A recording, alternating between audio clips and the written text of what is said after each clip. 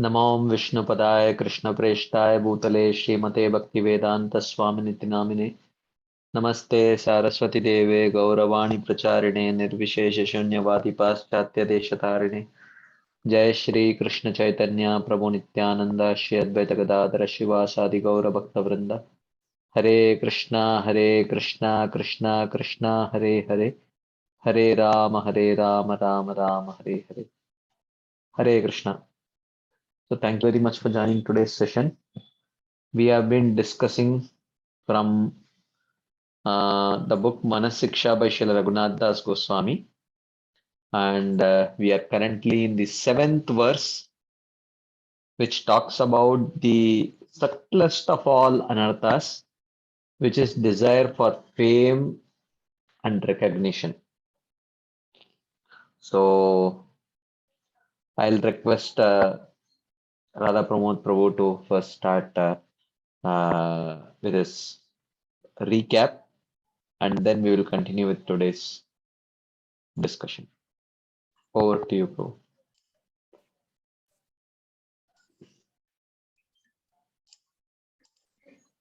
ओमज्ञानतिमिरन्दस्य ज्ञानाञ्जनशलाकय चक्षुरुन्मीलितं येन तस्मै श्रीगुरवे नमः. So we are discussing from Manah Siksha verse 7. I will not go for the verse and translation. This Prabhuji will take. I'll just will recap from last whatever we had discussed from last 2 weeks also. So Pratishta Asha, desire for prestige. Because it is cheating, now it is desire for prestige. So Pratishta is the subtlest layer of anartha, a desire for prestige. There is a desire that people should recognize me, appreciate me, respect me, understand how I am advanced. And this is compared to unchaste dog eating woman. And one may have overcome the gross and subtle anarthas.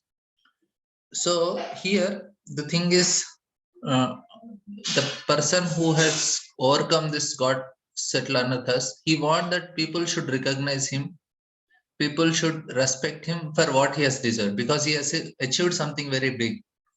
So he has become advanced and he has overcome anarthas. So he feels why people are not recognizing me. Actually, he is expecting to get what he deserves. It's a rightfully is right. He's not hypocrite, because hypocrite is expecting respect which he does not deserve. But whereas Pratishtasa, he deserves it. Now, what is the problem? It is not wrong to expect, but if somebody want to get Krishna Prem, then he had to give up even that part also. So that is the problem. If you want Krishna Prem, heart should be free from the desire for expecting respect also. So as long as this is unchaste because we want Krishna to be respected, not ourselves. He is dancing in my heart. How is it possible for the chaste and pure Shuddha Prem to dance in my heart?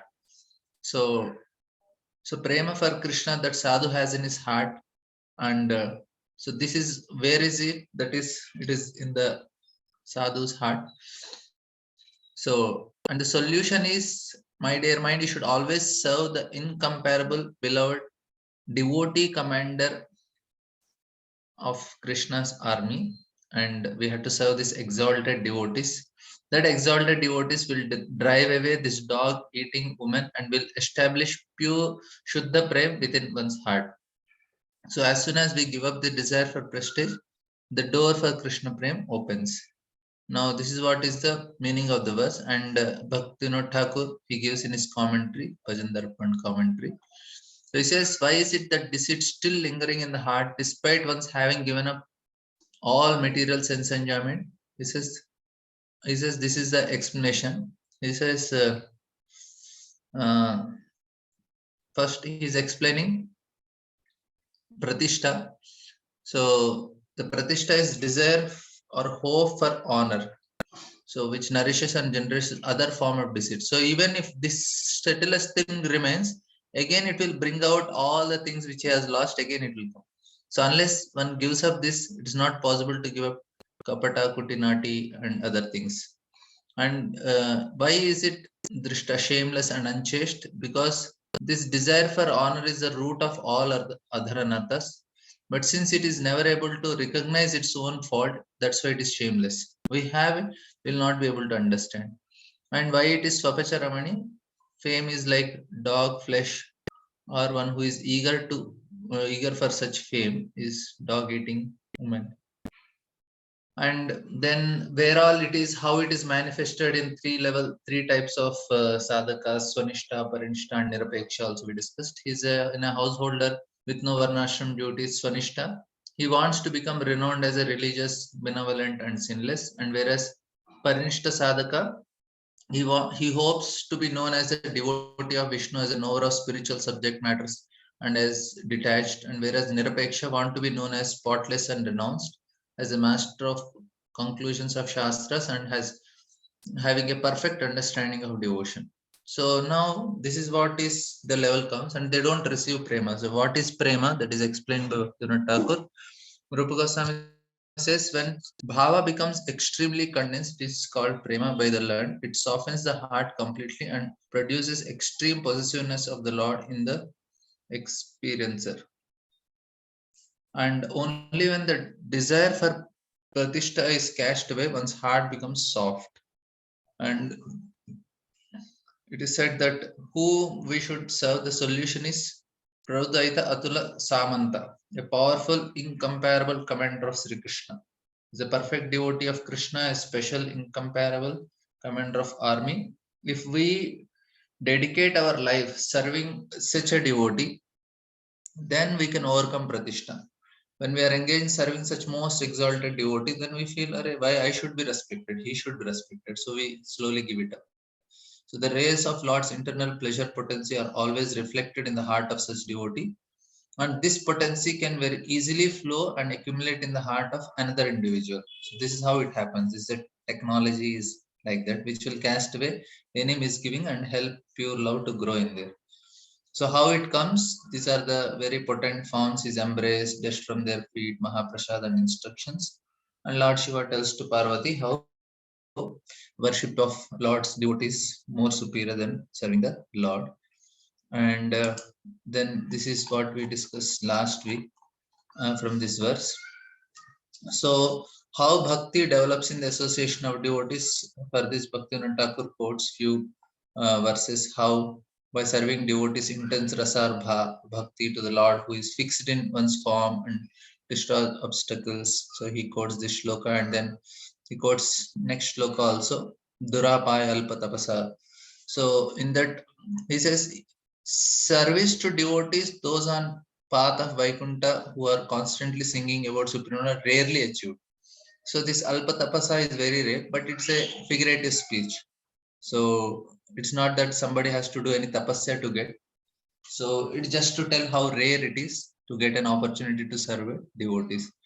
And then Chaitanya Charitamrita, the three most powerful things of a Vaishnava, they are explained: dust of the lotus feet, water that wash their feet, and then the remnants of their food. And then another thing is like Rupa Goswami, he compares a shloka from in Bhaktirasam Sindhu, saying that when somebody sees the symptoms of bhava in a devotee, he says, my mind has for some reason become so attached to the form of Krishna that I have no attachment to my family. So one who sees these symptoms, then he will get attracted. So now what happens is people may say, okay, if I see, then I will also get attracted. I will also serve such a devotee. So this is explaining the potency of serving a devotee. But what happens? But we may say that I don't see such devotee anywhere. So that's why I will not take association till I get advanced devotee. So this is a wrong attitude. Or they say rather than serving advanced devotee, we should keep serving devotees at least first of all. Otherwise, what happens? We'll forget that service only. Even if we get opportunity, we may not do. Or in the guise of this reason that I am not getting any pure devotee, we may do service to ourselves. So we should carefully observe whether I am not doing service because I am not getting a pure devotee, or it's not that we should not hide our enemy of inability to serve, saying I am not finding any pure devotee. So we should be very careful. We should start serving devotees in any range, and once we get some exalted devotees, then we should be able to give our life, dedicate them. So we cannot find a devotee based on external Ashtasattvik varas. We cannot, they are not the reliable symptoms. The reliable symptoms are the internal things, the tolerance is never, he's all this, he is never wasting time or detached from sense gratification, humility, Asha Bandham, Samatkanta, and Namagane Siddharuchi. All these 9 symptoms which are there, they are actually what we should see. They are internal symptoms. And this is what Bhaktivinoda Tagore says. And then now we have Shivanath Swami Maharaj's commentary, who is explaining that our desire for fame is like outcast women eating dog's flesh in my heart. And now he says that desire for pratishtha, dissension, fame, honor, prestige, especially in spiritual circles, are hanging in there. So it is always there. We should be careful. And we cannot just have desire for honor without deceit. Maharaj says, if you have desire for honor, there will definitely deceit. And then we don't think it's a problem because we feel we deserve it. So there's a first reason Bhaktivinoda Thakur also said. And it is tenacious and excruciatingly difficult to get out. So very difficult. Then Maharaj gives example of Duryodhana. How he justifies. He says, as far as I see in my heart, I never feel that I have done any injustice for Pandavas. So he tells Krishna that don't push me for this. That I should give a village to Pandavas and all. So he says, I am not at all wrong. And then there he gives example of a emperor without clothes. So all his followers are there. They're so much praising him and all. And he's going without clothes, but they're telling, oh, they're very beautiful clothes. So this is how a person who keeps such followers with him, he will be naked, but he cannot understand that. And the solution, Maharaj is explaining, serve the pure devotee of Lord only means to drive this problem out. And this is scientific process how the transcendental Vishuddha Sattva potency in the heart of a pure devotee is able to penetrate our heart. And then Pratishtha Nari. So then he gives another example of Madhavendra Puri. He says Pratishtha Nari Sada Kuvari. Because Madhavendra Puri, as soon as he came to know, he got that kheer, then he understood, now people will appreciate me. He didn't want it. So Pratishtha Nari. So pure devotees, the fame want to go behind them, but they run away from them. And people who want fame, they run behind Pratishtha, but she runs away from them. So this is how it happens. That's why she remains always Kuvari. And Krishnadas Kaviraj Goswami says, I am lower than Jaga and Badai. So it is their emotion. They genuinely don't want any respect and they feel that they are so fallen and all. And when desire for fame is there, deceit comes because when we don't get it, then we try to cheat. This is how it happens.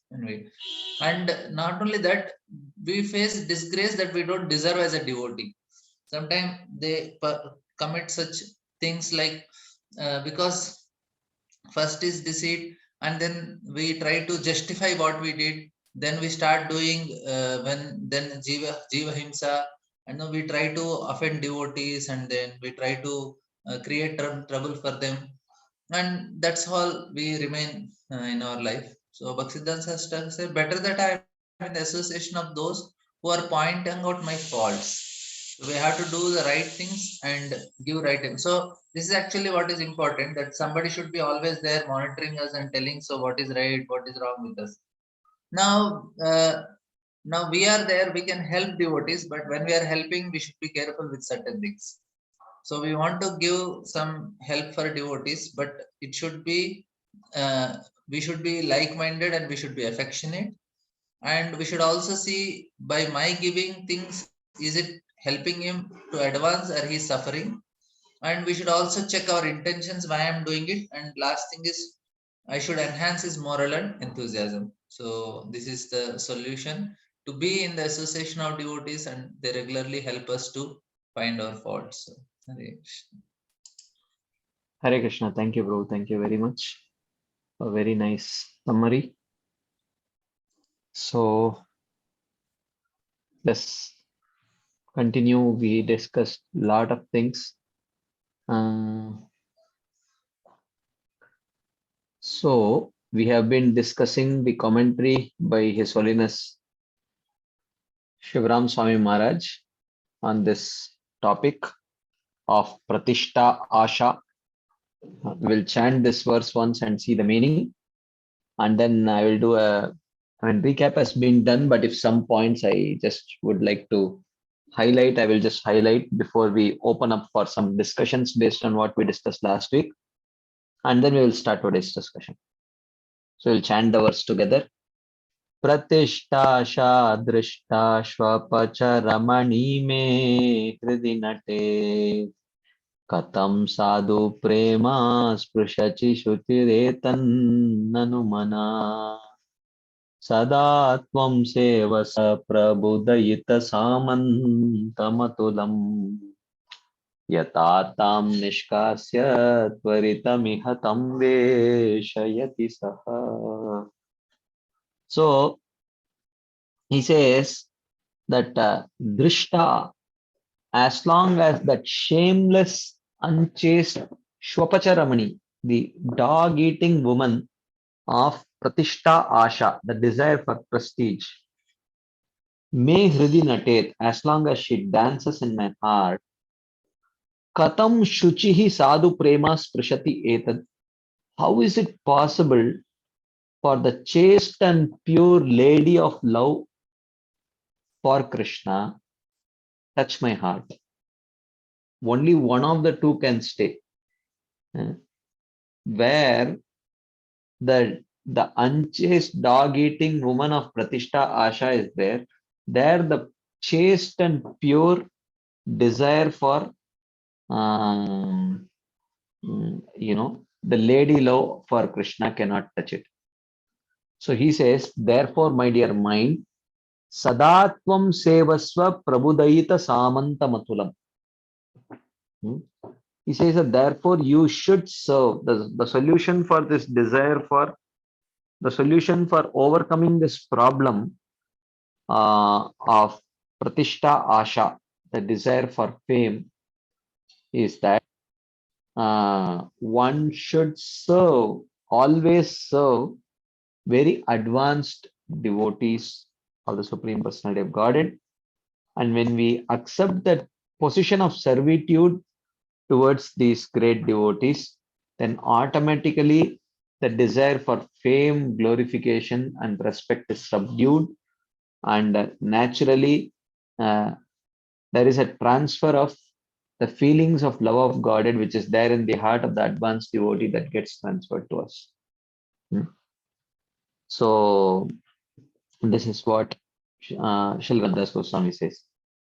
So we had a nice recap of by Radha Pramod Prabhu, so I will not go into this.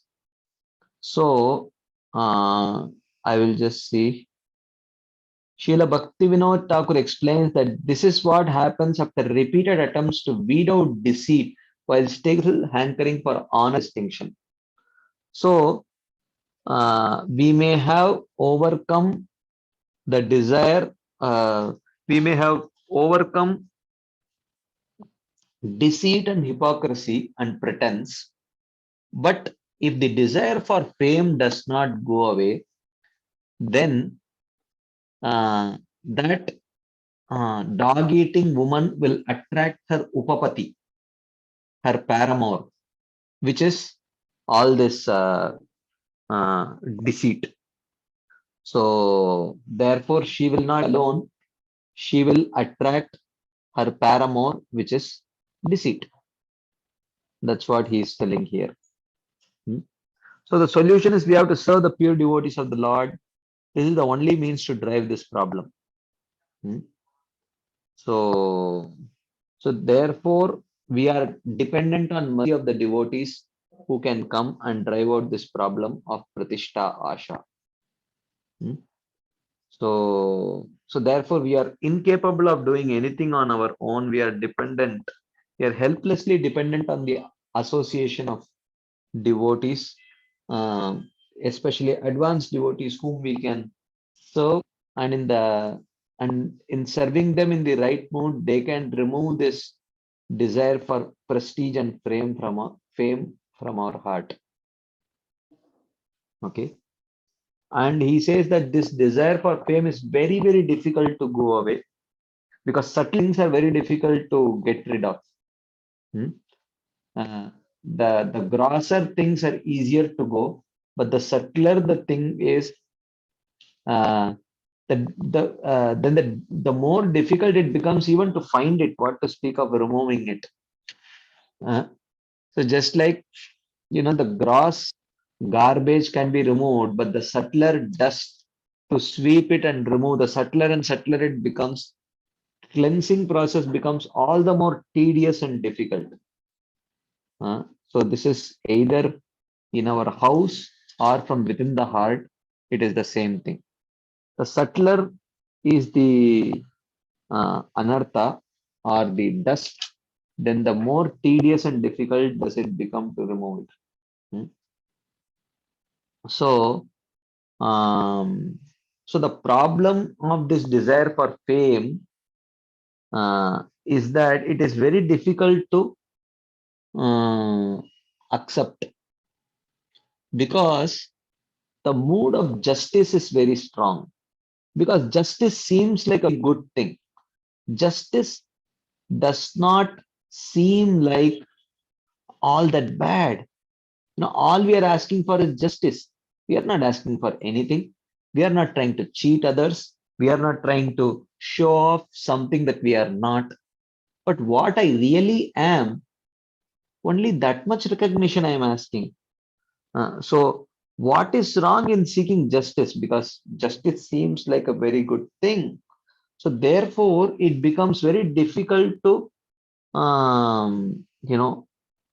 find out, mm, to trace this anartha because we don't even see it as an anartha. So, so even within spiritual circles, this need for justice is very strong. Okay. But where there is a need for justice, we may get justice, but we will not get mercy. Because mercy means we receive something that we don't deserve. But if we are adamant at receiving what we do deserve, then we won't get uh, what we don't deserve.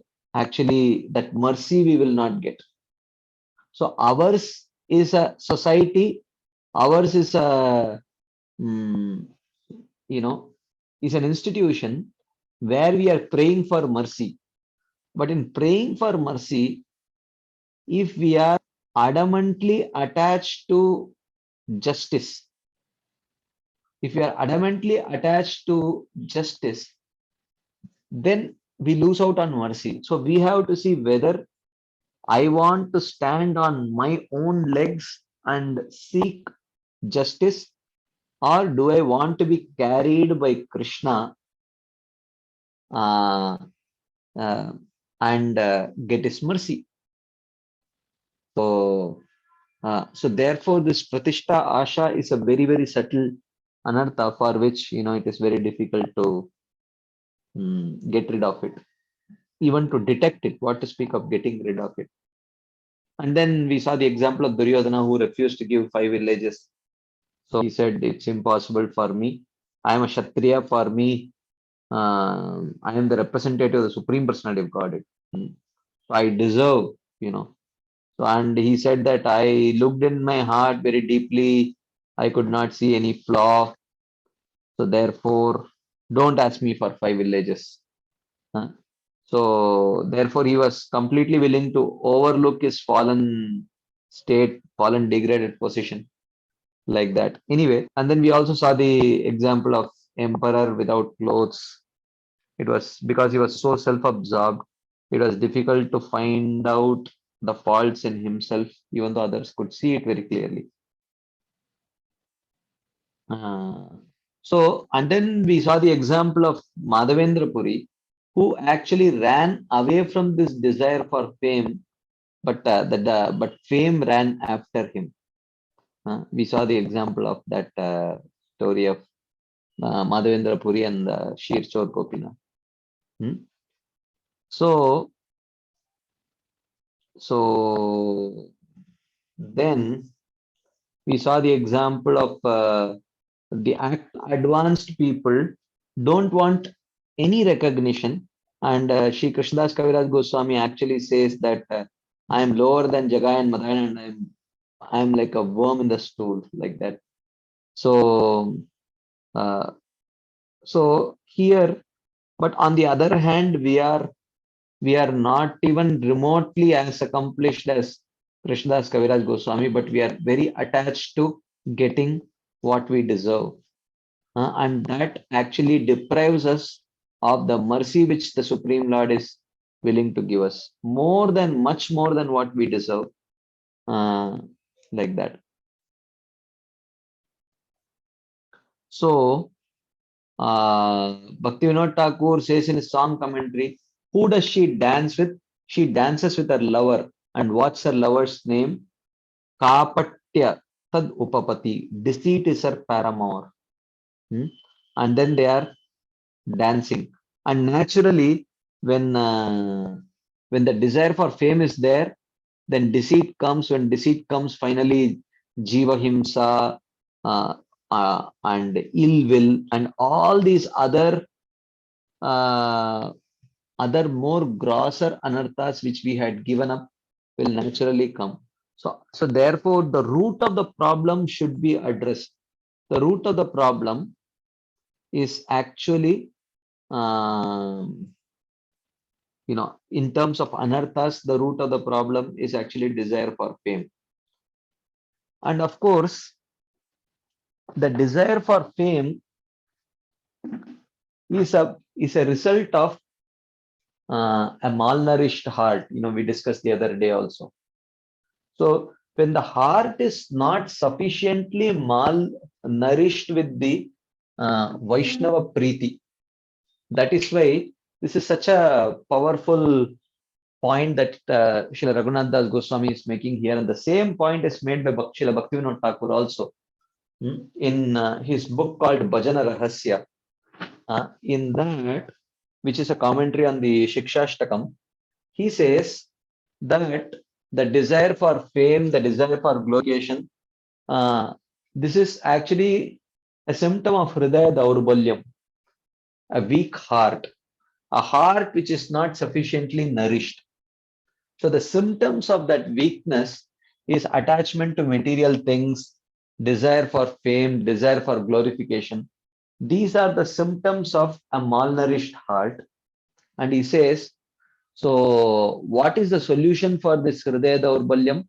He says, follow the fourth verse of Nectar of Instruction. The solution is the fourth verse of Nectar of Instruction. Dadati pratigranati guhyamakyati pruchati bhunkte bojete cheva shadvidam priti lakshanam. The six exchanges of love. So when we have these six exchanges and experience the love of the devotees, then our heart becomes so satisfied with that love and nourished with that love. Then there is no malnourishment. Then the symptoms of malnourishment, that is desire for fame, attachment to material things, that vanishes. The same solution is given here by Srila Raghunath Das Goswami also, where he says that when the desire for fame is there, then go and serve a devotee. And how do you serve? Through the six exchanges, right? Dadati pratigranati. So service can be through giving some gifts. Service can be through giving some physical service. Service can be by cooking for him, right? So in this way, and uh, and then serving can be also in sharing one's heart with the person. So in that way, one can reduce. Mm, so in this way, one can actually uh, develop that love, and when the heart becomes nourished by that love, then naturally the symptoms of malnourishment, that is desire for fame and everything, goes away, right? So And that's what he says, and same thing that he mentions here also. So therefore, but if we always are addicted to, uh, surround ourselves with people who will keep on glorifying us, and if we become attached to that, then uh, then we will, in one sense, become addicted to the state of malnourishment. Hmm? So we will become addicted to the stage of malnourishment, and then we will never get proper nourishment. So instead of covering ourselves with such kind of people, we should cover ourselves with people who are actually, in one sense, well-intentioned, affectionate, very advanced, like-minded Vaishnavas who have a lot of affection for us, and they don't mind finding faults with us. Hmm? So that we should be, um, when we surround ourselves with such people, and we give them the access uh, to correct us when we are straying away. So then that is very good. So then it becomes very easy for us to rectify our problems. That's why Bhaktisiddhanta Thakur says, better that I'm in the association of those who are pointing out my faults and helping me maintain a humble attitude than to be with those who praise me. Okay, like that. I think this is where we ended our discussion last week. So at this point of time, I will pause to see if there are any quick discussion points or questions or comments. If we have some, we will take. Otherwise, we'll move on to today's discussion. Anything anyone would like to share, add, you can please raise your hands and please share.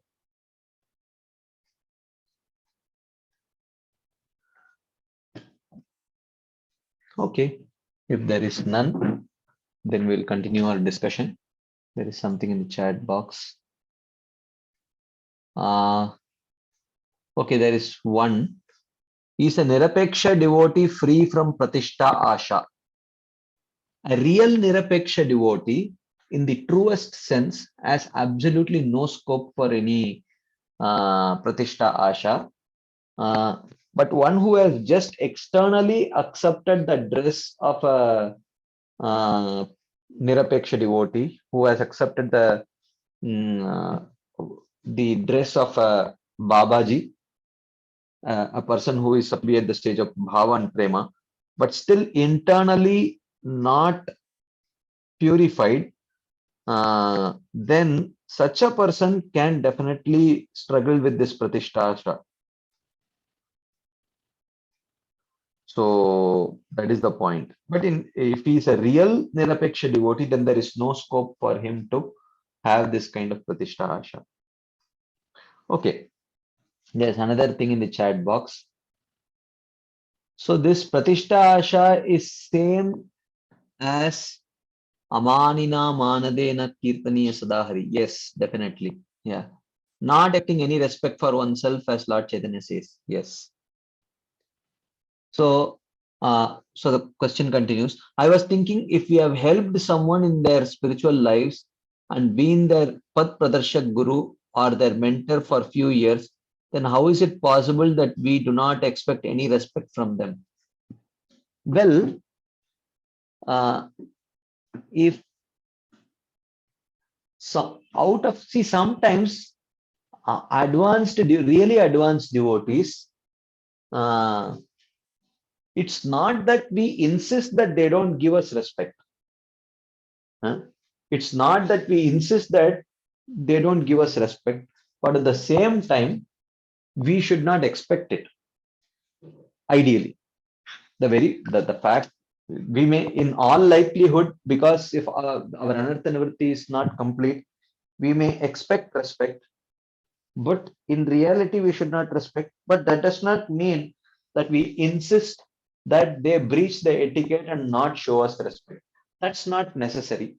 But internally, we should not expect respect from them. So, um, yeah, that is the point. But sometimes, if they uh, act in a, we may be clearly their seniors, but if they act in a way which is breaching the etiquette uh, by not giving the respect that should be given to a senior, then uh, we should be concerned. But how would you address it? Because anyway, they are already not respecting you.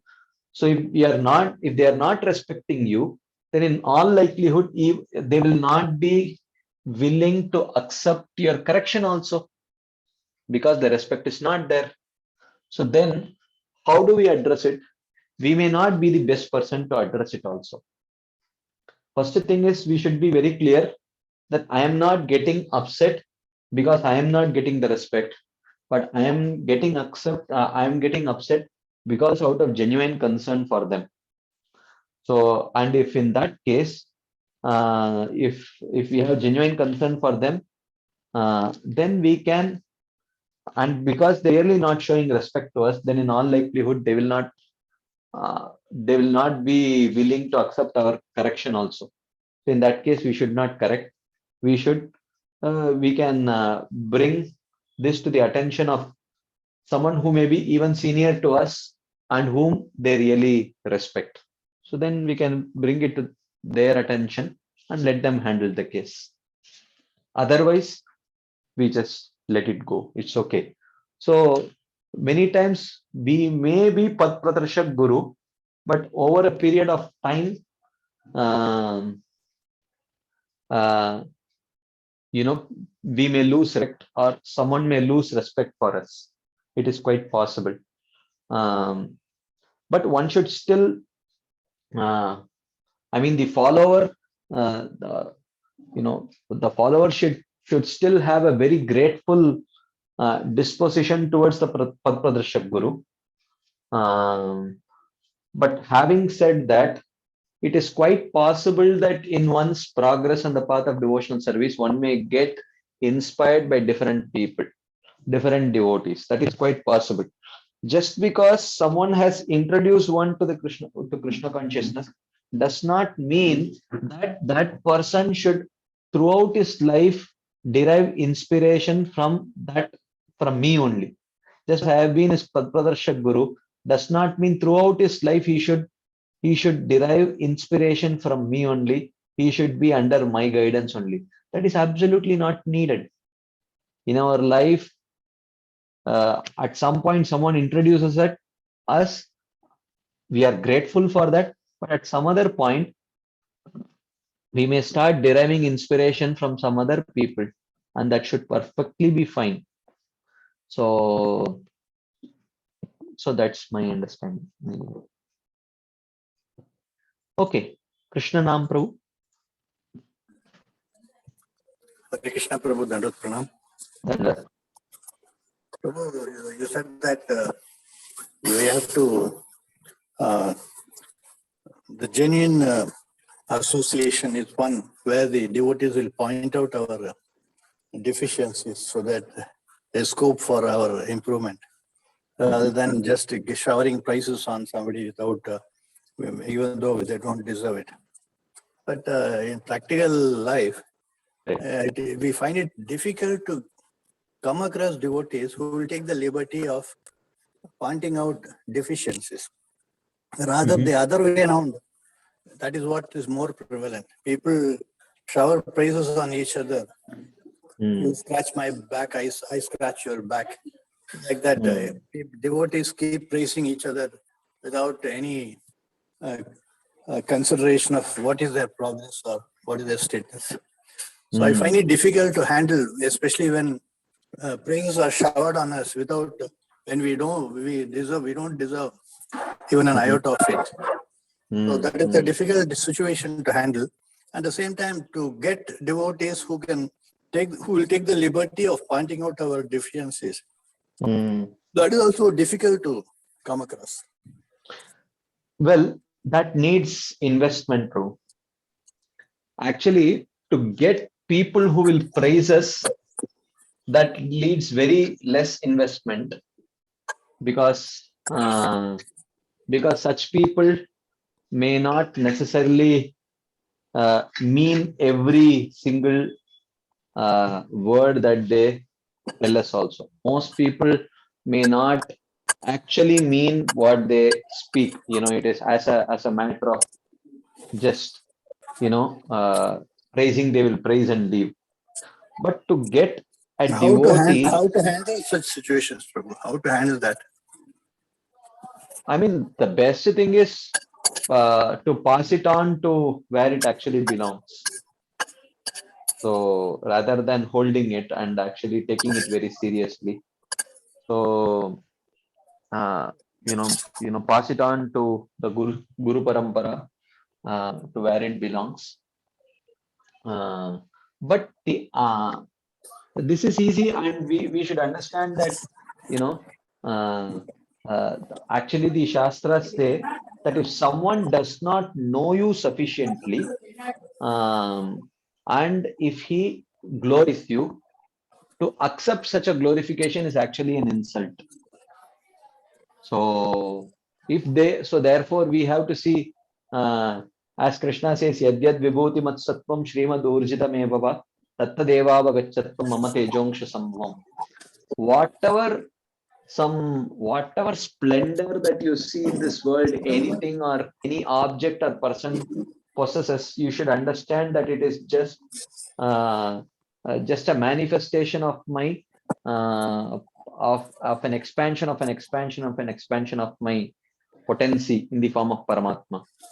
So ultimately, uh, so if we have this understanding that whatever I possess, I am just made of mercy. So whatever, I am, see, like say for example, people may glorify your class, but we should understand that what we are speaking in the class, it is not that it is not my devotional revelation. It is the devotional revelation of the acharyas. So if I am quoting the devotional revelation of the acharyas, uh, you know, then and if they are glorifying it, then the credit goes to the acharya only. How can I take that glorification? Huh? So, so in that way we can pass it on. But the more important thing is that people don't correct me. That actually needs lot of uh, um, actually investment from our side to develop a relationship, because no one wants to correct, especially those who are serious about their own progress on the path of devotional service. They will naturally not be interested in pointing out other people's faults.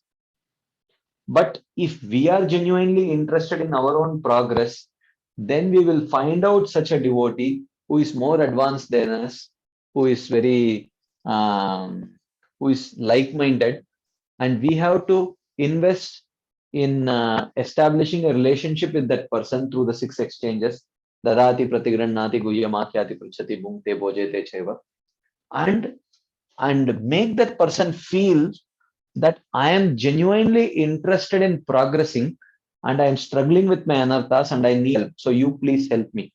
So when the person feels that he is pleading to me for help, and he wants the help in the form of correction, then as a service, then the devotee will start seeing it as a service and a need from our side. So if we don't express that need, and if we don't establish that relationship where we can actually express that need, then just like that, we can't expect people to will come and correct us. And with those, if such kind of, just like that, people come and correct us, we will also not be in a proper mood to accept such correction also. So it needs for receiving praise, that you don't need a very deep relationship, because as a matter of duty, people will come and praise us and go, because everyone knows that a devotee is supposed to find the good things in others and praise. That everyone knows. You don't need a very deep rooted relationship in that. But if we want someone to actually correct us, then we have to really invest in that kind of a relationship, um, um, and earn that relationship, so that that is what here he is telling. Prabudayita samanta matulam, sadatvam sevasva prabudayita samanta matulam. If we are willing to serve such a devotee, then that devotee will correct us. And when the devotee corrects us, then we will know, oh, I have so much faults, so how can I accept all that glorification which is coming? So that needs definitely some investment from our side, that we have to earn it.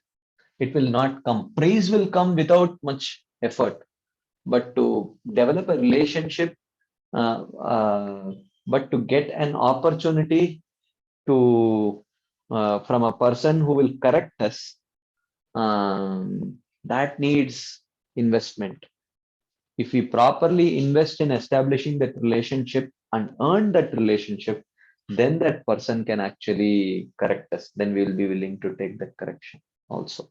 Otherwise, if from tomorrow, honestly, if all those people who are praising you, if even 2 or 3 of them will come and correct you, actually, or correct us, it will we will be seething with anger actually, because be wondering, what right do you have to correct me? We will naturally think like that, because there is no relationship that exists. So without relationship, in our conditioned state, we can accept only praises. But to accept correction, you need solid relationship. Only then it is. Otherwise, we need solid relationship or extreme humility, which is characteristic. And if that person exhibits that kind of extreme humility naturally, then that person will have much faults also actually, because that kind of extreme humility is possible only at the stage of nishta, when one has significantly crossed anarthana vritti. So the only solution is actually we have to invest in a relationship where we actually inspire that person, and very clearly communicate to that person that the only I need help, and the only way you can help me is by correcting my mistakes. So when he feels that he needs my help in the form of corrections, then as a service he will correct. But otherwise, no sincere qualified devotees want to point anyone else's mistakes. Is that okay, bro? Krishnanam, Prabhu, can you unmute yourself and speak? Yes, Prabhu, it makes a lot of sense. Hare Krishna. Hare Krishna. Srinivas Prasad, Prabhu. Hare Krishna, Prabhuji. Dandat, Prabhu. Prabhuji, thank you so much. आपने बहुत अच्छे से समझाया ये. Very beautifully explained the question of Krishna Prabhu, and it really makes things very, very clear. This investment is required, and this relationship is required for that. My question is, Prabhuji, like when we get into devotional on this devotional path, when somebody comes to this devotional path, so in the beginning stage, everybody wants appreciation or respect, and I think, is it a gradual process that slowly one understands that he does not need this praise because it is it will hamper his devotion? So does it come gradually or by forcibly also, if we know the facts now? So can we just by knowing the facts, can we overcome these things, or still we need the time, which maturity, which will come with the time and No, it with will our not come with time. The solution is in this verse, na? Sadatvam sevasva prabudayita samanta matulam. It will come by endeavor in the form of serving advanced devotees. By the endeavor of serving advanced devotees, then the desire for fame will go away. That's what this verse says. Basically, service to sincere devotees and sincere devotees will gradually reduce this propensity. Yeah. Yes.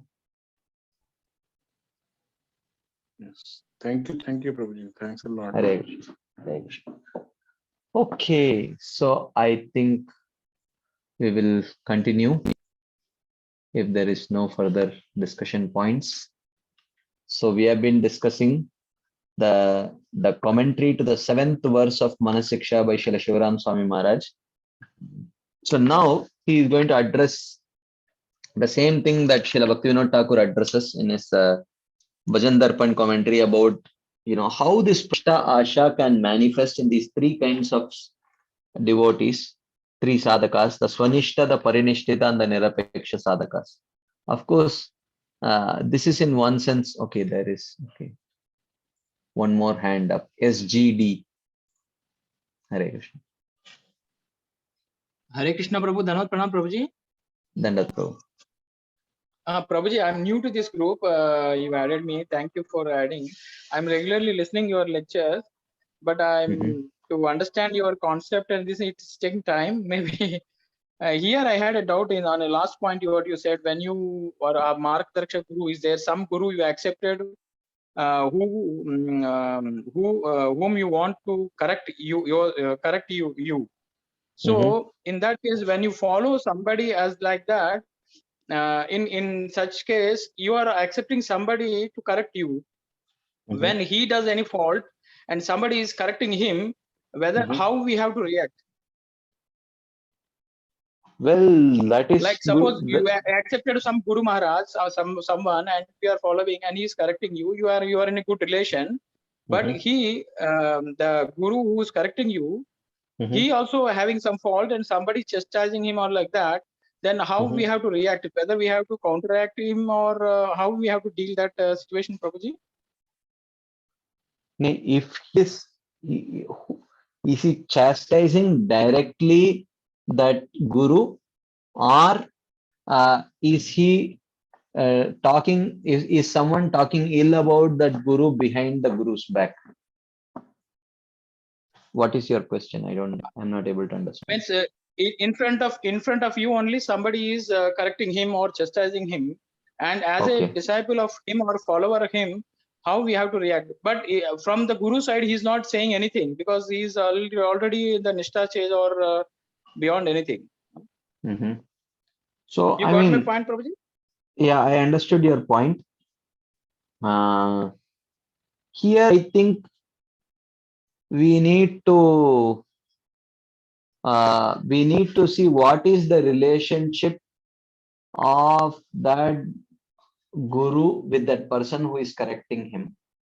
We have to see that, and we also have to see what is our relationship. Say, for example, if your Guru Maharaj being corrected by his god brother, and yes, you are his disciple, then you don't have any business to, because they are god brothers. One god brother can always correct another god brother. We are just at the position of disciples only. So we should not even observe it. We should just walk away. It is between something is some exchange is happening between two god brothers, and as a disciple, we don't have anything to contribute. That we should not do anything, because they have a relationship. In this case, I can understand. But in the case where Guru Maharaj already is above Nishtha stage, so they don't react. Even if somebody correct, also they accept it. That is but okay. As we are following, that when we are seeing the situation, we feel that why he's insulting my Guru Maharaj, or why he's trying to correct him? He's already correct like that. Yeah, but that we have to see. But anyway, but your guru's god brother is on the guru's level only for you, na? Uh-huh. Your guru's But god brother, even if our Guru is right, we should accept that. which means we are thinking. See, it's not about the question of right or wrong. It's about the question of it's about whether what is the best way to act as a devotee. Okay. So it is not about being right or wrong. So you know, yeah, so therefore we have to. It is not etiquette to. Then we will end up. See, at least whether it is, if it is one god brother correcting another god brother, it's still okay. But if you are correcting that god brother, it will be a disciple correcting the guru figure, which is Yes, correct. more deeper Correct. breach of etiquette. So if a Mhm. god brother correcting another god brother is not necessarily a breach of etiquette. It may be, but it may not be that serious a breach of etiquette. But if you are a disciple, and see, as a disciple, we have to first ask, you know, is am I becoming angry because someone has insulted a pure devotee, or am I becoming angry because someone has insulted my guru? Yes, probably. This is the point I'm asking.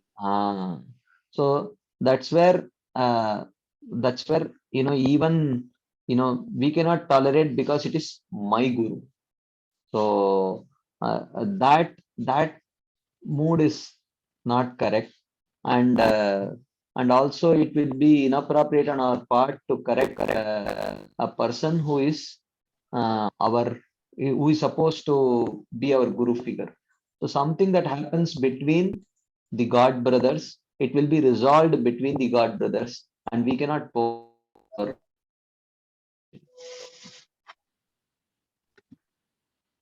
is that okay? Yes, probably that is fine. Because I came to this situation like with the Siksha Gurus. Between Siksha Gurus, you have the Siksha Guru and you follow, and then somebody correcting your Siksha Guru like that. Yeah, I mean, somebody correcting. See, ultimately, everyone is fit to be corrected. Na? So if Prabhu, yes, yeah, Prabhu. yeah, so that is good actually. So in fact, this is parampara system. Do you think at some stage someone is, uh, you know, Prabhupada was corrected by Bhaktisiddhanta Saraswati Thakur. So just because Prabhupada is my Param Guru, is it that if Bhaktisiddhanta Thakur was alive, we will go and challenge Bhaktisiddhanta Thakur? That is not necessary. So Yes, Prabhu. and this is Parampara system that my Siksha Guru is correcting me and expect me to accept the correction. So similarly, he is showing by his example that he is also accepting correction from someone and implementing it. So that is Parampara system, right? Yes, So Prabhu. yeah, so that is perfect. It is between them. We should not focus on such. Okay. Okay, Prabhu. Thank you. Thank you very much. Hare Krishna. Okay, I think we should continue now. Let's continue. So now we refer once again to these three sadhakas, Swanishta, Parinishthita, and Nirapeksha. What happened to them if they also continue to harbor this deceit within their hearts and this desire for honor and distinction? So Swanishta, Parinishthita, and Nirapeksha devotees, if they have this desire for honor and distinction, then what will happen? This is subsequent to what we read in the previous verse. He says, this Swanishta Bhakta, or the householder who is trying to be fully surrendered, who is fully engaged in preaching activities, starts to yearn for honor and manifests the hope for being seen as being a great religious leader, a very generous personality, and sinless. This is how the desire for fame manifests in a Swanishta Sadhaka, that he wants to be seen as being a very great religious leader, a very generous personality and sinless. So therefore he wants recognition for his position. Same thing he is almost repeating. Okay. The Parinishtita are the devotees nicely following the rules of bhakti, worshipping the deity in their home and working in whatever particular way. They want to become recognized also as a great devotees, to be seen as very detached and very knowledgeable. So this is what they want to be seen as: very detached. I am a very knowledgeable person, and people should recognize me as such and give me that kind of recognition. Like that, one may feel. So that is how the desire for Pratishta manifests in a Parinishthita devotee. And the Nirapekshas are the same. Everyone should recognize that they have become pure devotees. Being completely detached, understanding the purport of all the Shastras, and being the masters of all aspects of bhakti. People should see, hey, when I am giving class, when I am trying to speak about Krishna Katha, pure devotee man, everyone should come and listen, right? Why people are roaming around when I am sitting to give class? Huh? They should be willing to hear from pure devotees, right? What kind of people are they? Which means we are in the wrong dress actually. Huh? Because a truly Nirapeksha devotee can never have desire for fame, because desire for fame goes away at the stage of Nishta only. Then after Nishta is Ruchi, after Ruchi is Asakti, and after Asakti is Bhava. And only at the stage of Bhava one is supposed to accept the dress of an Nirapeksha devotee.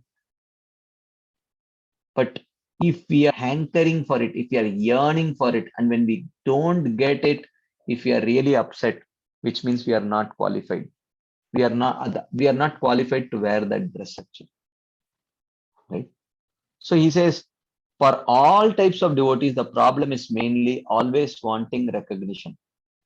An important point is that Bhaktivinoda Thakur says this honor is one of the elements of deceit. Because we are deceiving ourselves of the real goal. Ultimately, we are supposed to be Anyabhilashita Shunyam.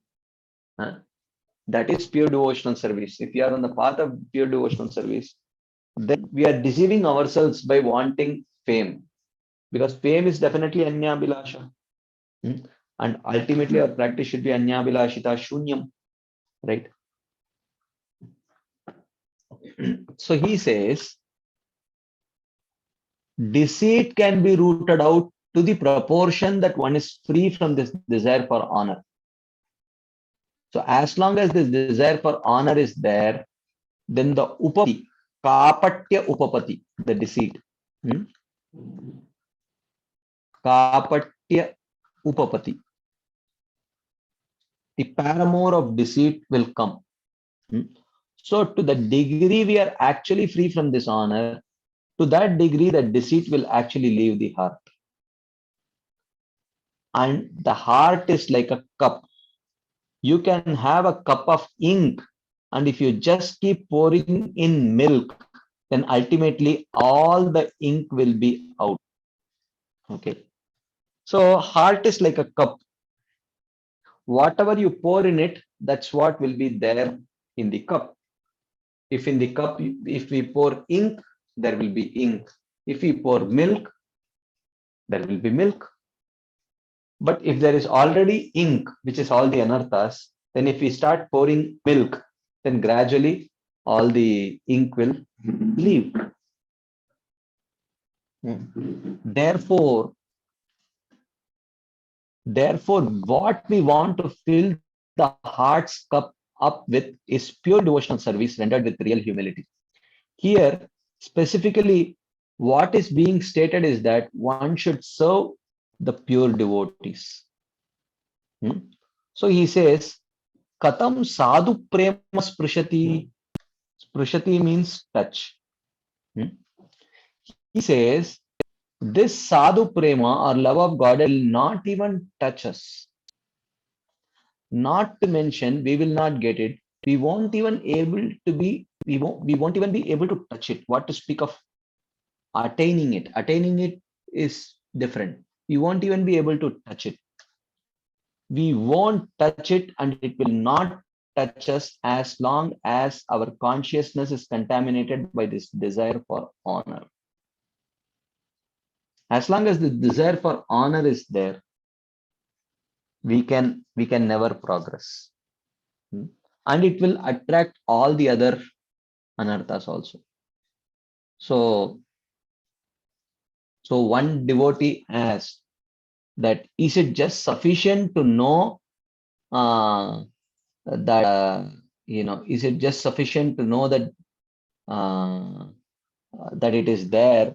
Will this knowledge only help us overcome this desire for fame? No. But this knowledge is very critical. When this knowledge becomes a part of our value system, so before understanding this, we valued fame and recognition. Now that we understand that fame and recognition is a poison, it's not that suddenly our taste for this fame and recognition will go away, but at least we will start seeing it as an anartha. And that is a very good starting point. So we will see that, yes, I have this desire. Yes, I am tormented by this desire for fame, but I want to get rid of it because it is poison. So at least we will start seeing it that way. And this is a very good starting point. We should be able to identify what is artha and what is anartha. So for that, it is important actually that we know that it is anartha. And if we are trying to get rid of it, and if we are not able to get rid of it, then at least we will resort to prayers. We will try to pray to Krishna, or we will try to take help from other devotees. And these are like very, very favorable things in our devotional service. It is one may not have desire for fame, but one may not be helplessly dependent on Krishna.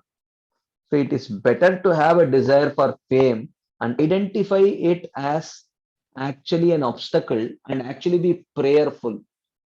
Then one may, because humility is not necessarily a symptom of pure devotion. A pure devotee will definitely be humble, but not all humble devotees are, but not everyone who is humble is necessarily a pure devotee. So therefore, someone may not have desire for fame, but he may not be a devotee also, or he may not be that great a devotee. It is better to have one or more of these anarthas and helplessly seek help and pray to the Supreme Lord than to not have these anarthas at the same time and not be dependent on Krishna and devotees actually. So it is better.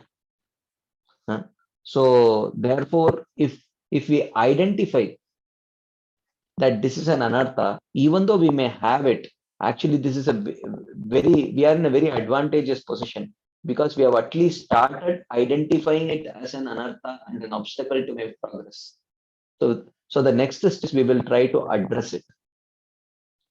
And then we will realize that I cannot address it alone. I need help, which is very good.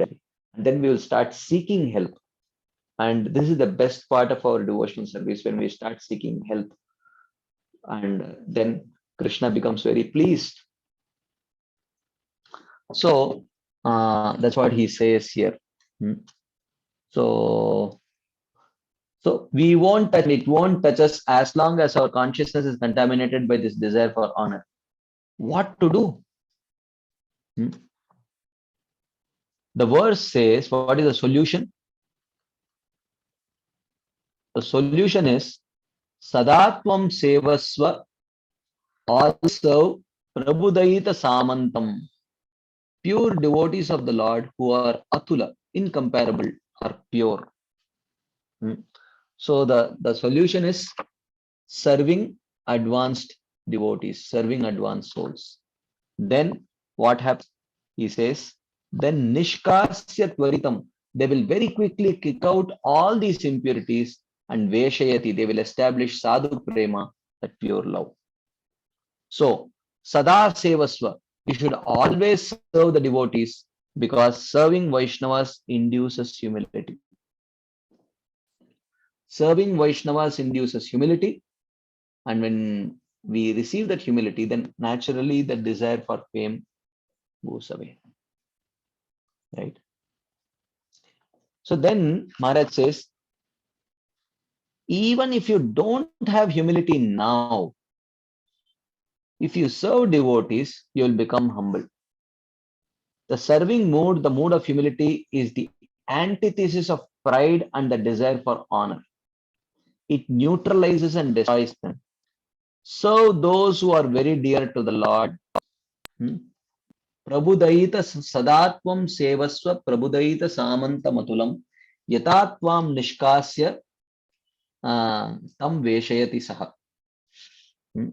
Like that. So Bhaktivinoda Thakur says that the heart of pure devotees are saturated with Hladini Shakti, and when we serve them, they become compassionate. So the heart of pure devotees is saturated with Hladini Shakti, and when we serve them, they become very compassionate. The result of that compassion is that they bestow their mercy on us. Right? Tadvidi pranipatena pariprashnena sevaya upadekshanti te jnanam jnaninas tattvadarshina. So service attracts that mercy. And upadekshanti. So when we serve them in a very pleasing way, then when they become pleased, then they bestow mercy in a way where they don't want to keep anything with themselves. They want to share whatever they have with us. So what do they have? So bestowing mercy means that they transfer Hladini Shakti from their hearts. A ray of that potency becomes transferred to the hearts of the others, and the Hladini Shakti purifies all the contaminations present in one's heart. So in that way, our Anartha Nivritti becomes very, very fast. If we engage in serving such pure devotees, it not only purifies but also generates love. So yata tam nishkasya tvaritam iha veshayati saha. It will not only kick out the anartha of desire for fame, but it will also firmly establish pure love for Krishna. The verse says this process happens immediately, tvaritam. It will happen quickly, but we must do it. Endeavor has to be from our side. Sadatvam sevas prabhudaita samanta matulam. We have to endeavor to serve the advanced souls. So, nishkasya tvaritam ihatam veshayati saha.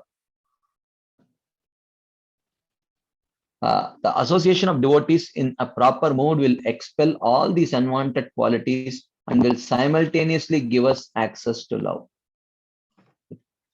So this mode of serving devotees is very critical. So that's what he says. We can only get love of God from devotees. Maybe we can get it from Krishna, but that is very rare. When sometimes Krishna can give in the form of prasiddhi, but it is generally very rare.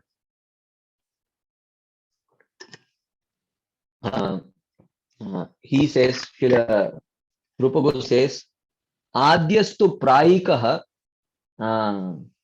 but this type he calls it viralaha. Adyastu prayikaha. through sadhana binivesh bhava, or when one receives bhava or prema through the practice of sadhana, praikaha, most people get bhava and prema through sadhana only. But those who get it through direct kripa of the Supreme Lord, he says, this is very virala, very, very rare. Very. The conclusion is that one should serve the Vaishnavas. One should serve the dust of their lotus feet, take the remnants of their foodstuff, and take their instructions, because all of these things possess that same Hladini Shakti. Dust of their lotus feet, remnants of their food and their instructions. So they possess the same Hladini Shakti. Then we will become free of all these impediments to our spiritual life. We can also remember to read and study pastimes concerning the particular demons which are representative of these disturbing elements, specifically deceit is Bakasur. So Bakasur, that's why Bakabid Vartma Pagani. Bakabid Vartma Pagani. So the devotees are said to be the protectors of the path leading to Krishna, who is the killer of Bakasur. And Bakasur represents deceit and duplicity. So, which means that if we want to be on the path towards Krishna, then we have to allow the policemen of the devotees to actually destroy that deceit. And the way that will happen is by serving them. So he says, don't forget to call out, "O servants of the killer of Baka, read the story in Krishna book and hear that particular pastime." So when we read that story in Krishna book, hear that pastime, then that will also help us overcome our deceit and hypocrisy. The other three qualities which we read about happening to the Parinishtita, Nirapeksha and Swanishta devotees, that is speculation, fault finding and argumentation, those anarthas are represented by Trinavarta, Aghasura. So, okay, Trinavarta is repeated again, and Trinavarta again. So, argumentation and speculation is represented by Trinavarta, and fault finding is represented by Aghasura. Right? So, like that. So, if you remember, in the very first verse of Manah Siksha, in Shivaram Swami Maharaj's commentary only, he mentioned that how do we overcome, because he said that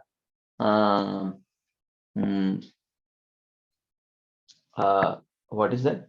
Gurau Goshte Goshtalayishu Sujane Bhusuragane Swamantri Namne Vrajana Vayuva Dvanda Sharane Sada Dambam Hitva. So he says, all give up this pride. And Bhaktivinoda Thakur says that this pride manifests in these various kinds of anarthas. And one of the solutions that Srila Shivaram Swami Maharaj mentions is that Srila Bhaktivinoda Thakur mentions that each of the demon that Krishna kills in Vrindavan is the personification of one of the anarthas.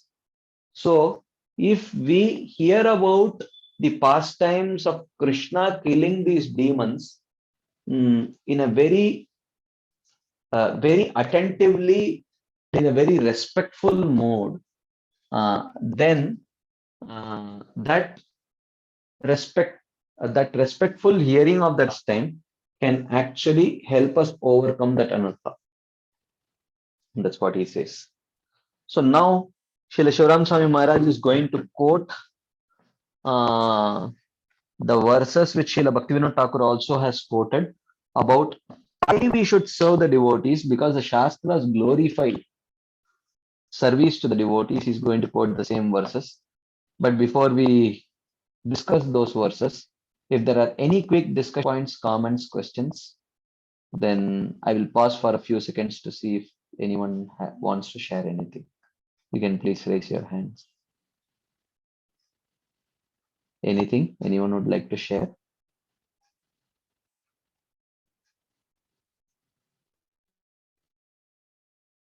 Okay, so if there is no discussion points or questions, then I think we will move ahead. So now he is quoting this from Padma Puran, which is a very popular verse, and we are in this in Bhaktivinoda Thakur also quoted.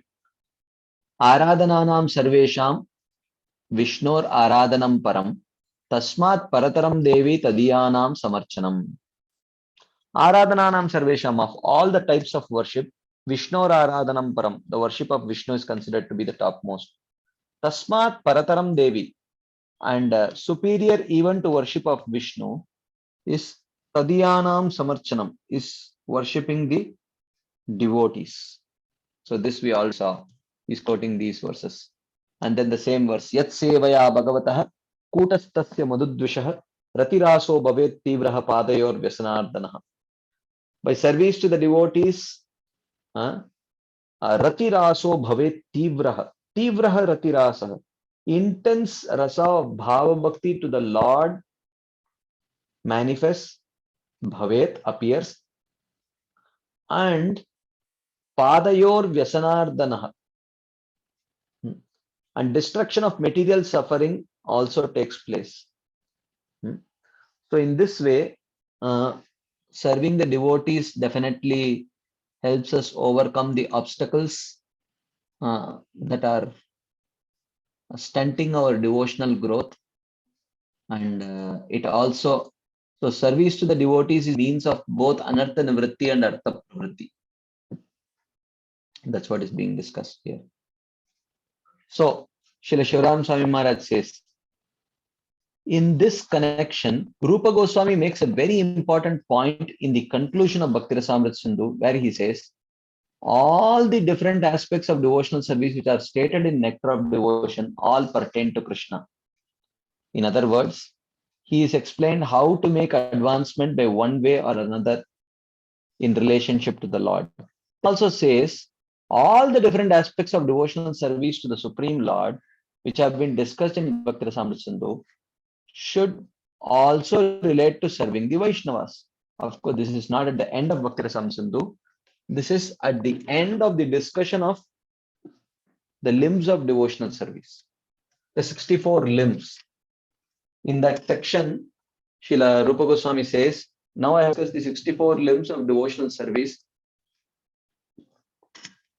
or 64 limbs of sadhana bhakti towards the Supreme Lord. But these are not just limbs of bhakti towards the Supreme Lord alone.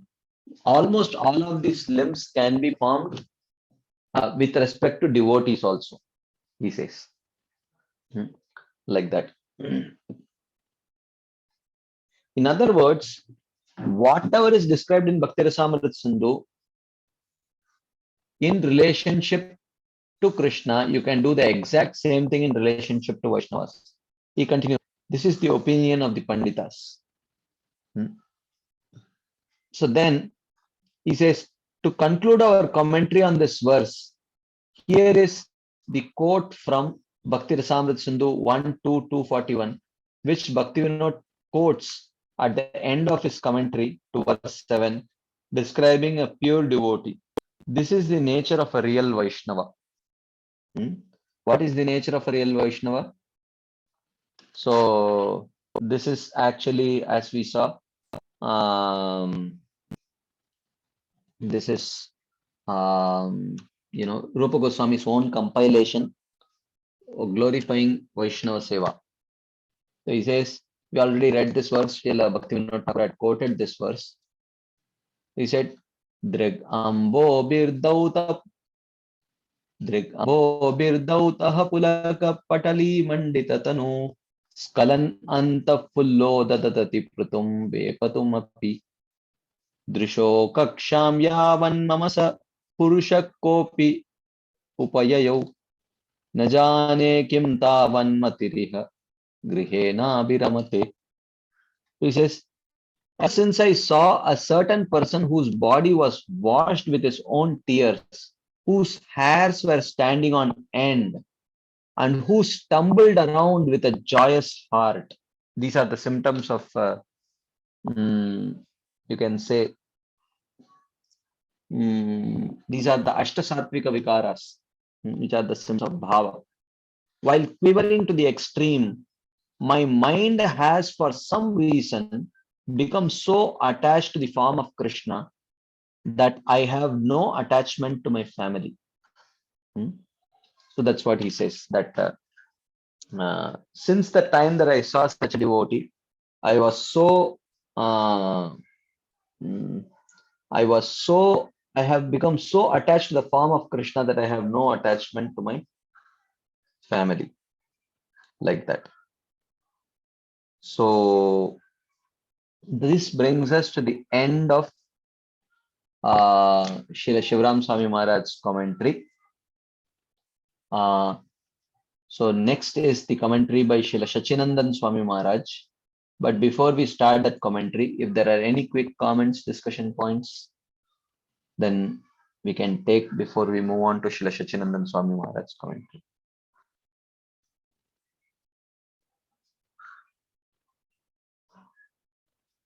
Okay. So if there are no further comments, then we will continue our discussion. So this is Srila Sachinandan Maharaj's commentary. So Maharaj says, we find it so difficult to renounce the desire for distinction. So Maharaj says, never touch this tool-like desire if you want to develop love for Krishna. It may seem strange that this desire for name, fame, and glory is the root of all problems. We may feel that some self-esteem needs to be there, otherwise we may feel depressed and insecure and the world will trample on us. We may feel like that. Oh, I need some some self-esteem, right? If I don't have, is humility lack of self-esteem? No, certainly not. Humility is not lack of self-esteem, but one has the right self-esteem in his connection with Krishna, where he sees that whatever I have is actually the mercy of devotees and Krishna upon me. That is not lack of self-esteem, but it is the right understanding. It is natural humility. So, but lack of self-esteem is when we don't see Krishna's mercy, when we don't see devotees' mercy on us, and we only see our own lack of what we have. So we are not concerned with mercy. We are not. I'm sorry, there is a lot of background noise and it's really distracting me. Anyway, so there is some election campaigning that is going on here, and I mean, so it's blasting with their loudspeakers on, campaigning for the some local body election or something like that, and so loud actually. I mean, anyway, but I'll try to concentrate. I'm sorry. So here he says that it is not a question of we do need humility is not lack of self-esteem, but it's just true humility is when we see the manifestation, our existence as a result of mercy of devotees. When we see that mercy of devotees and Krishna in whatever other will see in us, that is not lack of self-esteem, that is true humility actually. And that empowers us. That makes us grateful and happy, and it does not make us depressed. But lack of self-esteem definitely makes us feel depressed. And lack of self-esteem is the other side of pride. When we when and a person who lacks self-esteem and one who has pride, both cannot see that they are products of mercy. So, and both are born out of, uh, you know, pride is born out of mode of passion, and lack of self-esteem is that punctured pride which has degraded into mode of ignorance. That is lack of self-esteem. But real humility is actually beyond this mode of passion and mode of ignorance. Real humility is actually a byproduct of one spiritual progress where one can clearly see that they are products of mercy. So then in that case, we don't have to deny what people are seeing in us, but we can clearly see that what people are seeing in us is actually a reflection of what is there in Krishna and in the devotees. So they are seeing the reflection in me. So we don't have to deny the reflection, but just point out to where the real substance is. The real substance is in the other Vaishnavas and in Krishna. And what you're seeing in me is a reflection. That's all. Like that. So, Maharaj says, but this self-centered desire is a big problem. From the desire, I must be glorified and not Krishna, arises envy, an aggressive mentality, an inclination to criticize. So I must be glorified. I must be at the center. So from this arises envy. Then we cannot tolerate. So we are not interested in glorifying Krishna. We are interested in ourselves being glorified. So therefore, naturally, when someone else is being glorified, we cannot tolerate it. We become very aggressive and we tend to criticize because that is the way of pulling them down. Right? The moment we don't surrender to Krishna, having a my way style of thought, we will become envious of others and we will be violent, aggressive, and we will criticize. So many anarthas come from this. So this self-centeredness and wanting to be known, wanting to be glorified, wanting to be a big person, if we don't address the root cause of this problem, then all the other problems will come. Again, His Holiness Sachinandan Swami Maharaj is also indicating that. So Raghunath Das Goswami uses the example of an outcast woman who lives by selling her body and devours dog meat. This woman is shamelessly dancing in our hearts. The desire for fame supersedes all other desires. People can be manipulated even out of their money if you flatter them for fame. I mean, this is so true, right? Many times we have probably been at the receiving end of it. People have cheated us by just glorifying us like that. If this desire for fame is allowed to stay in our hearts, she will not stay alone. She will invite envy. That is why this is a serious problem in a spiritual institution for two reasons. This problem becomes very serious, especially in a spiritual institution. Like, I mean, in a spiritual institution which propagates pure devotional service. One thing is, one side of the problem is that if you get glorification very cheap. We will get glorification very cheap.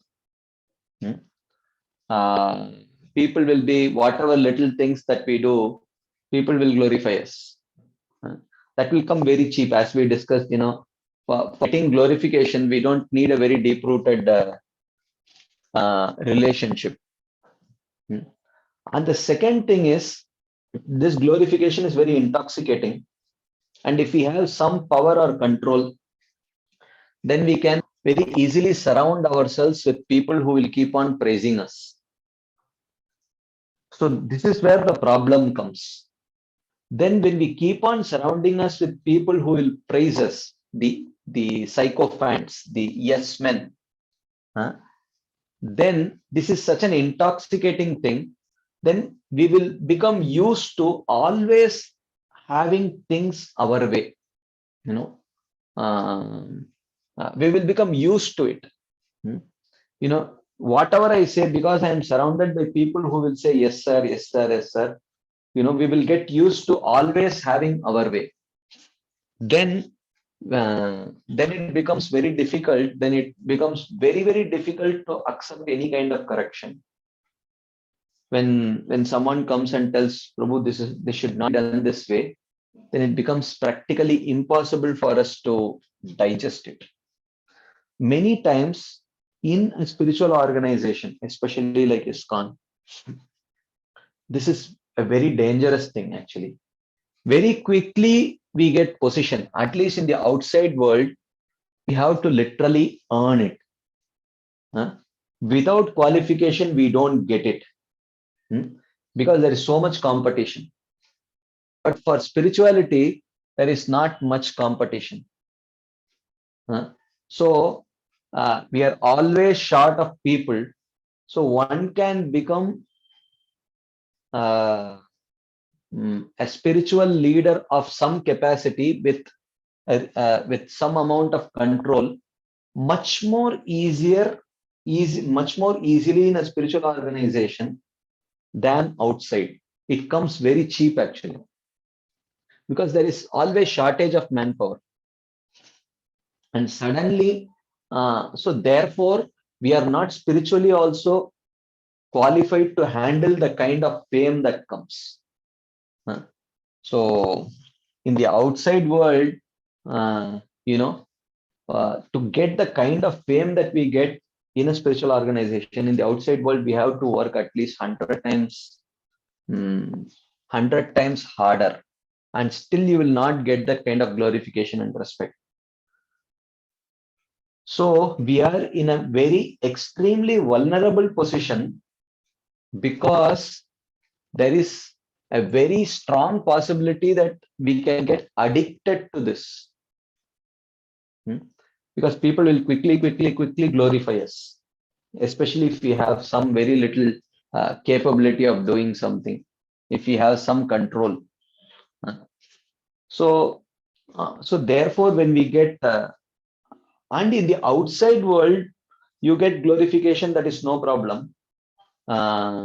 Your progress is proportional to how much people glorify you. But in the spiritual world, if people glorify you and if it gets in your head, then that will become, that will spell our doom actually. Then we will never be able to progress on the path of devotional service, especially if we become addicted to this. Then if no one is there to correct us, or if we are in no mood to accept any kind of correction, then it becomes very, very sad situation for us. So that's what is being described here.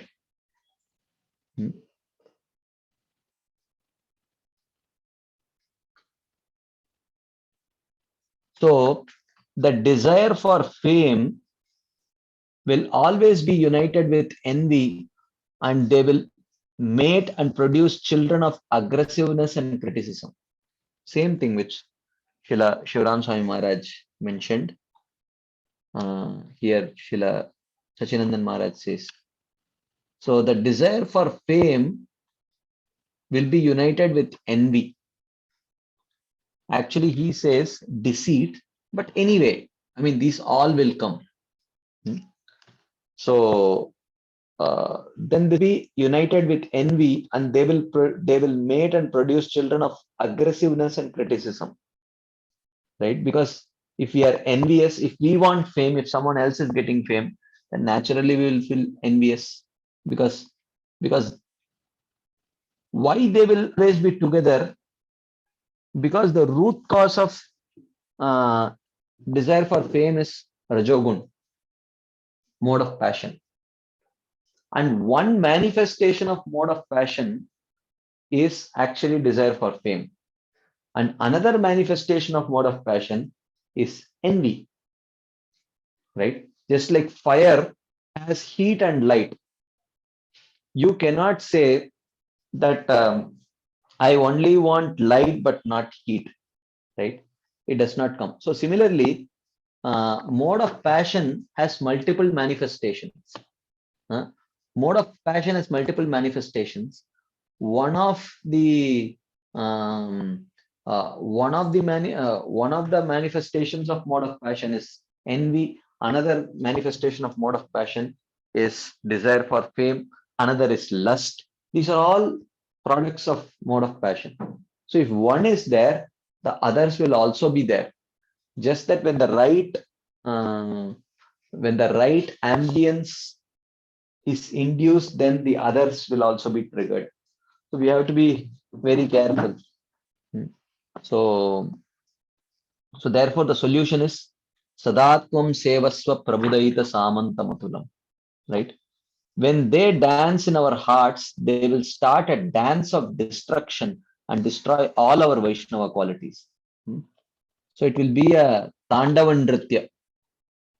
It will be the dance of destruction and it will destroy all our good qualities. So he says, we need to be vigilant and alert to quickly recognize this weed of Pratishtha. So we may say, Prabhuji, just by hearing this and knowing this, can we overcome it? Again and again. So because this may, something, this is just accumulation of knowledge. True. It may be, but the point is we need to have the right kind of knowledge, even though immediately we may not have the spiritual strength to address this problem. At least we will start understanding that this is something which is killing my devotional life. And that is a very good starting point. So therefore, we need to hear about this. We need to hear about this. So, but sometimes our problem may be so deep rooted that that we may not be able to overcome it, and we may start justifying it also. That is a very sad state. Like someone was sharing with me that one devotee was telling him, Prabhuji, I know that I am committing offenses. I know that I am committing offenses. It's not that I don't know, but till now I have committed hundreds of offenses. Now, if I just commit a few more offenses, kya farak padta hai? What big difference does it make? So it does not make such a big so offense to ho hi gaya. One offense or 100 offense, how does it matter? The problem is it makes a big difference. So now we have addicted to committing offenses, and we have started to justify it. So this is the problem is we may be addicted, but if we are in the right association, at least slowly we can try to de-addict ourselves. But many times what happens when we find the addiction impossible to overcome and the desire for name glorification is still raging very strong. So then this leads to actually false philosophies, philosophizing our problems, because no one wants to practice devotional service with guilt, because any journey with guilt is like climbing a mountain with 100-kilo backpack, trekking a mountain with 100-kilo backpack, it's very difficult. People want to be light, people want to travel light. Travel light means without guilt. Okay, but so there are two ways of getting rid of guilt, right? So if one is struggling with anarthas, then One way of getting rid of guilt is becoming humble and understanding that I am struggling with these anarthas and take help and gradually rectify the mistakes and then progress. But this is the hard work. This involves a lot of hard work. The easier way of getting rid of guilt is that when I see anarthas, and especially when I am troubled with this desire for fame and desire for glorification raging, then what it leads to is it pushes us in the direction of philosophizing our mistakes. Because I don't want to give up my fame, my glorification. And at the same time, I don't have the strength to overcome my anarthas. So what will I do? I will start making bogus philosophies. I will start philosophizing it. So one offense or many offenses, it does not make any difference. Now, who said this? Jiva Goswami very clearly says, when with 100 offenses, this is how our devotional life is affected. And 1,000 offenses, this is how our devotional life is affected. We will not be able to tolerate even little bit of desire for sense gratification. We will succumb to it. Our ability to control our senses will be completely destroyed. And then if more offenses, then our faith will be lost. Like that he is describing. But what we will do, people can clearly see that I am committing offenses, but at the same time, I don't want to give up my desire for name, fame, glorification. So what I will do, I will philosophize it. And in this way, when people having power and position start presenting these kind of deviant philosophies, then it becomes very difficult because people will start accepting it. Right? So therefore, Maharaj says here, we need to be vigilant and alert to quickly recognize this pratishtha. If we allow this to stay on, all our chanting and hearing will not serve our spiritual advancement, but it will only help to grow pratishtha and our family. We do not perform our bhakti for the recognition of others. It is not that we should be recognized, but that Krishna is recognized. Right? We may not be able to immediately apply this principle, but at least we should know that when I am craving for recognition, I should know that this is not good for my spiritual life. That is a very good starting point to know what is artha and what is anartha, what is favorable, what is unfavorable. Just by understanding what is favorable and unfavorable, it's that overnight the unfavorable things will go away. But at least we will start our journey of trying to rectifying the mistakes rather than just justifying the mistakes. Right? He says, pratishtha is like poison. If we swallow it, it will poison us. If fame comes to us, be aware that it is by the mercy of our Guru. What is the cure for this desire for fame?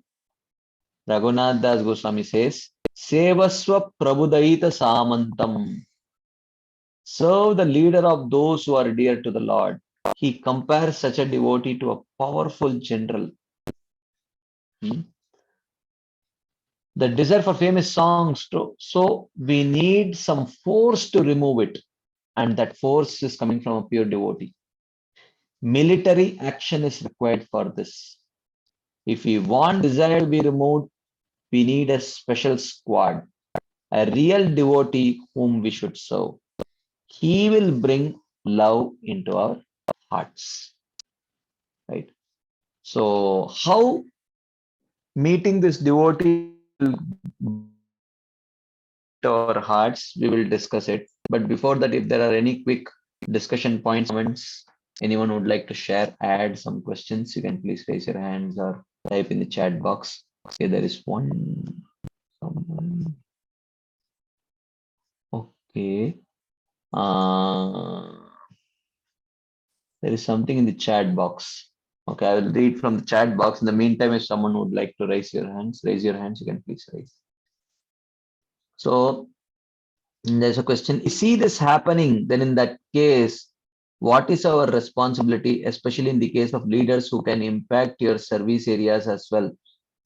I mean, see this happening means I am referring to a leader keeping people surrounding him who may appreciate him or her.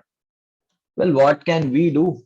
Um, uh, I mean, and if it is going to impact our service, then we can choose to be under guidance of someone else then, because what can we do if uh, uh, you know, if that person already is addicted, then by our correcting that person, he will not like it because we are anyway subordinate. So at the most, there is a chance that if some of his superiors may address it. So if we are not superiors, so the best thing is to communicate this kind of this style of uh, leadership or management to a senior devotee who can address it, who is in a position where he can have some impact, and then it is up to us to choose uh, whether we would like to serve under that devotee, or if it is becoming too difficult, we are not able to maintain our consciousness, then we can devotional service. There is no end to devotional service. We can serve in many number of ways which are favorable. So we can choose then. So there is no hard and fast rule. Ultimately, we need to wherever maintain um, a good level of Krishna consciousness, there we can choose to serve. There is no hard and fast rule that one has to serve under that devotee. But at the same time, we don't have to go and correct that person also if we are not at a position and we know for sure that he will not accept that correction. Then we don't have to do it.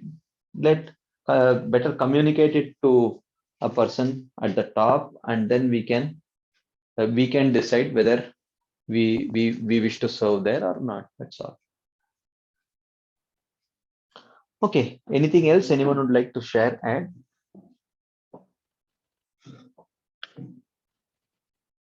Okay. So if there is nothing, then I think we'll continue our discussion. We still have about 5 minutes. So he says that if we want this desire to be removed, then we need a special squad, a real devotee whom we should serve, and he will bring love into our hearts. So what exactly happens when we meet such devotees? The two effects when we meet such devotees. Love will come into our heart, and material attachments, fear of material existence, and other obstacles are destroyed. Therefore, please serve a pure devotee, giving your best and forgetting your own concern. Then we will feel, I am so different, so enlivened. So please serve a pure devotee, giving your best and forgetting your own concern, which means my own priorities and other things. At least we should have some experience of giving up such considerations and work and worshipping such exalted souls. And it's not that whenever we serve an exalted soul, he will never ever allow us to serve in a way that we may like. It is not like that. Oh, I wish to serve in this particular way. It's not that by serving an exalted soul, they will say that no, you should not be doing it always. Sometimes they may do it just to protect us, but many times we may get to in that way also. They may identify that, oh, this is the way he likes to serve, he gets inspired, so they may allow us to serve also in that capacity.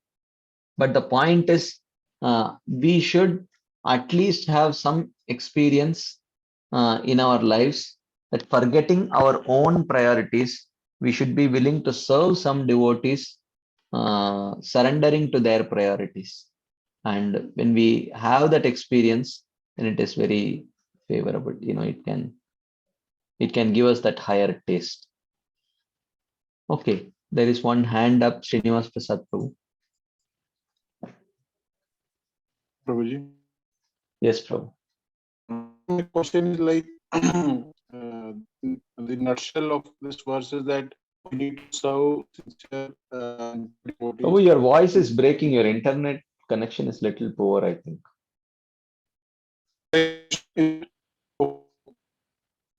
No, Prabhu, we are not Am I able to audible? hear you properly. You are audible but not clear. Your voice is breaking in between. I can see that you are speaking, but we are not able to exactly follow what you are speaking. Is it fine now? Yeah, better. Yes, Prabhu. So my question is, Prabhuji, like what I understood that from this verse that we need to serve sincere and pure devotees of the Lord, and by that we can overcome this pratishtha. So when we serve that, and while we serve pure devotees, and then other devotees come to know that we are serving senior devotees, and that the pride also comes while serving them. So that we are now serving so many devotees. And how do we definitely we have to offer it to the Guru and the Lord. But Yeah, at the but same time, it need not be a very visible service also. hmm, It need not be a visible service. It so can be a very invisible service also. okay. So And there are many ways of invisibly serving. If we are concerned about pride entering into our heart due to our serving senior devotees. hmm, correct, I got it. But at the same time, if we see our seniors also, many times from last so many years, we have seen that they always in their talks discuss that in 2014 or 15, 16, this senior Vaishnava came and we served. So how do we understand their mood, and how should we take it when the senior I devotees? mean, they may it may not be a glorification of themselves serving that Vaishnava. It may be an expression of gratitude for having received an opportunity to serve. So that it may be the same thing, but how you perceive it is different. Yes. So, so this senior devotee was served by this devotee. This is what happened. But it can be perceived in multiple ways. Someone may think that, oh, look, I served that devotee. I served that devotee. Or it could even be, oh, I was so fortunate that even though there were so many other qualified people, but somehow by Krishna's mercy, I had this opportunity to render this little service. So it is not really the way you present it, it can incite envy or appreciation people. Correct. If there is pride, it will create envy. When the way you present it, if there is pride, it will create envy in the other person. Correct. If there is gratitude, then it will create appreciation. So it depends in our in the way that we present also. But that does not mean that if someone is speaking about his opportunity to serve that senior devotee, and if I get envy in my heart, that does not necessarily mean that the person is speaking out of pride also. Should not use this to judge people like that. But we should understand that if I speak, if I want to glorify myself in the association of devotees, then that will definitely incite envy, and those feelings of envy will severely affect our spiritual life actually. Correct. But if we present it if we express our gratitude, genuine gratitude, then that gratitude will attract appreciation from Vaishnavas. And if Vaishnavas feel appreciative of us, then it will tremendously build our spiritual life. Correct. So it all depends on that. The same thing, what happened, but how we feel, how we present. It's not just how we present, it's about how we feel about it. Yeah, we may be very eager to present it, and we may want to, मैं इसको ना थोड़ा humbly present करता हूँ ताकि मुझे appreciation मिले. अब अगर वैसे सोचते हैं तो it is pride which is there inside, but we are trying to present it in a very humble way, and people can see it.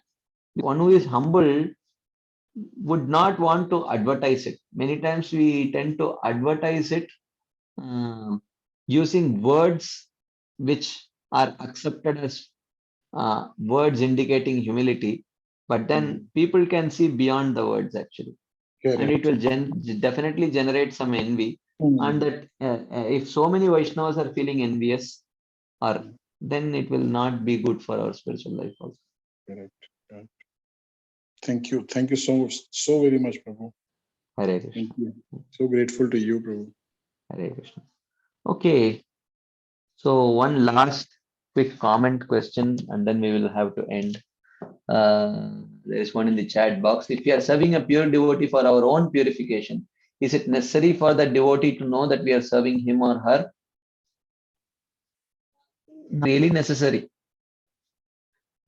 Because when he receives that service, when he becomes happy with that service, even not knowing who has served him, that feeling of joy is appreciated by Krishna, and we will get our devotional progress is guaranteed. So it is not necessarily if we are internally so so advanced that even that we don't even want the satisfaction of being recognized as that person who has rendered that service. So then that's a very advanced position actually. Then just by when the devotee becomes happy and glad, that is good enough for our progress. He does not even have to know who has rendered that service. Like that.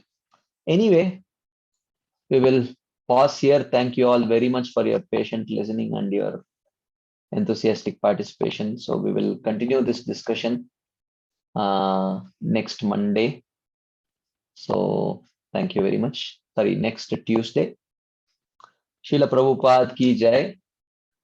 Srila Raghunath Das Goswami Pad ki jai. Srila Bhakti Vinod Thakur ki jai. Srila Shivaram Swami Maharaj ki jai. Satchidanand Swami Maharaj ki jai.